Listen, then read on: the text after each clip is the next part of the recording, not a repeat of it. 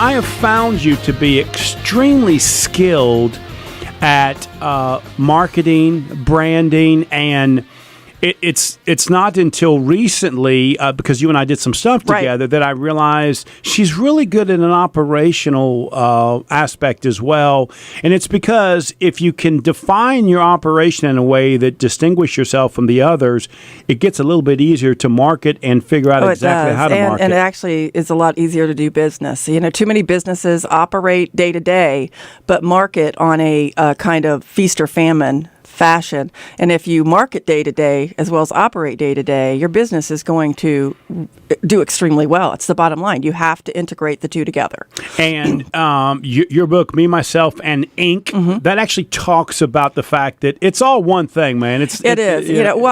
With Me, Myself, and Inc., it was my own epiphany probably 20 years ago now that work-life balance does not work. It never has. And especially if you're an entrepreneur, there's just no way. And first of all, I just thought it was ridiculously funny that you're pitting your work against your life because it doesn't work a part of your life, right? So it's really about your life. And so that's when I looked at the Me, Myself, and Inc., and that's who you are. There's three aspects of you. There's the one you share, that's the me. There's the myself, the one that's yourself, your individual, and the Inc., which is that professional business you. And you start looking inside at who you are and how you want to be and how you want to achieve, a lot more can happen because you're looking at the whole instead of the segments of, your life. And very powerful things happened. And that's what that book was all about, showing how you can basically synergize who you are and be all that you can be, right? Yeah. It really is just a clear definition of my life. I mean, there is no separation for me. I have people ask me all the time, do you take vacations or do you, when do you take time off? It's all together. I might take a vacation for 3 hours in the middle of the day and smoke a cigar, but then I'll be back at it again, Well, and that's the key.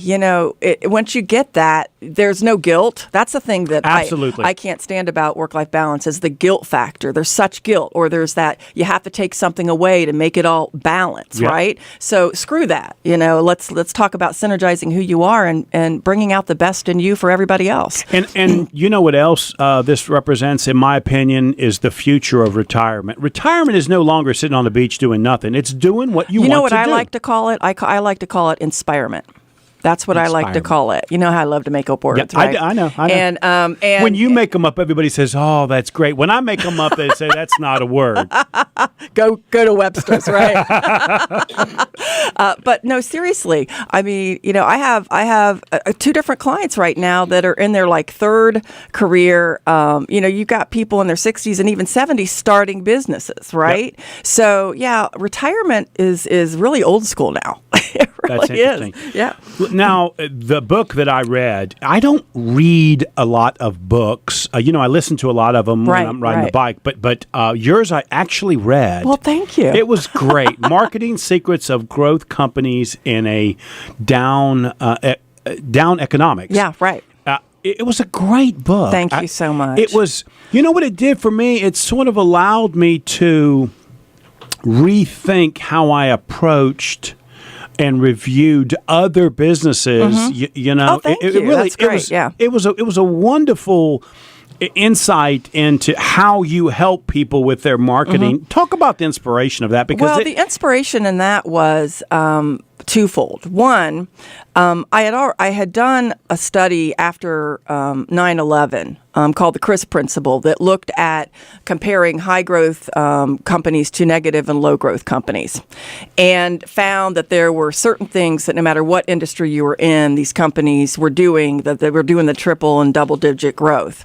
And then you fast forward to the Great Recession, and I was shocked that there were no books out there discussing how to navigate this Great Recession as a business, and everyone was assuming, the doom in certain industries. And so I went across the country this time. The original study was just in the Southeast, but then I went across the country and talked to companies across the United States, and specifically in industries where everyone assumed, like real estate, construction, you name it, there was the demise, and I was finding double and triple-digit growth, and they were doing exactly what my study had stated.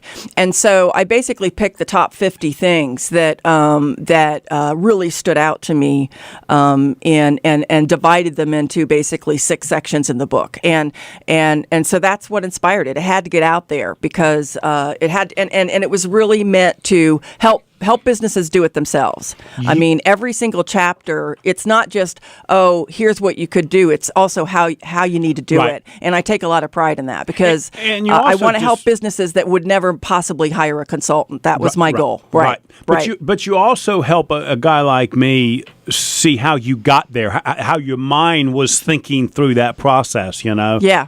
That's what I think was so great. You are an excellent writer. Thank you.